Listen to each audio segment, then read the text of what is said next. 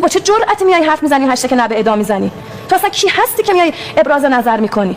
الان حق دخالت تو این قصه رو نداری. هر وقت بله عزیز شما رو گرفتن جلوتون تکه تکه کرد، خونش رو کف خیابونی که میخواین هر روز از جلوش رد شید و برگردی ریختن کف اون خیابون، اون وقت بیا حرف بزن. شهادتشون رو بگم. بفرمایید. خواهش می‌کنم. اونها گفته بودن که ساعت 8 بیاین توی خیابون.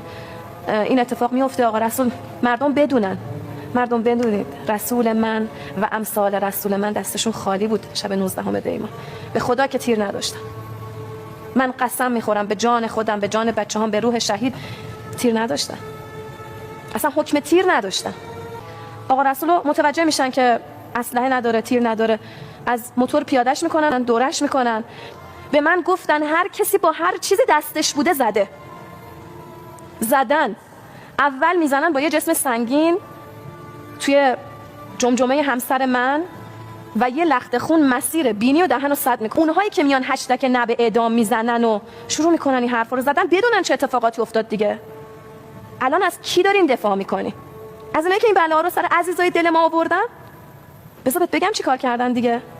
با جسم سنگین، تابلوها هست وسط خیابون، این سنگا هست وسط میادین، اینا رو برداشتن. کی این کارو رو میکنه؟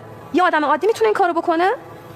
بابا اصلا انسان میتونه این کارو بکنه؟ خدا که واقعا بعضی وقتا من میگم، من نگاه میکنم حیوانات رحمشون به هم بیشتره. با جسم سنگین میزنن بینی همسر من. نمیتونم این عکس‌ها رو بدم بهتون پخش بکنید. ما چیا دیدیم؟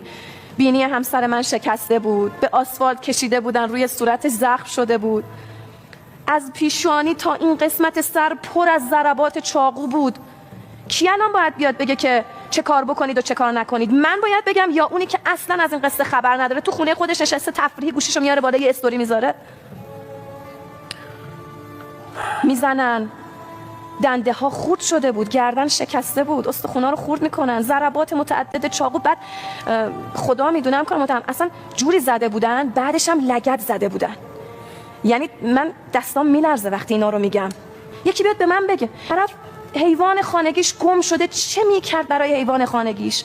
استوری پشت استوری، طلای گردنش رو دزدیده بودن. گفت من نمیگذرم. شما که از اینا نمیگذرید، شمایی که جرأت این رو ندارید، الان چرا واقعا باید صحبت بکنید؟ شما ساکت بشید لطفا. الان حق دخالت تو این قصه رو ندارید. هر وقت بله عزیز شما رو گرفتن جلوتون تکه تکه کردن، سلاخی کردن، خونش رو کف خیابونی که میخواین هر روز از جلوش رد شید و برگردید، بچه‌هاتون رو ببرید بیارید، ریختن کف اون خیابون. اون وقت بیا حرف بزن.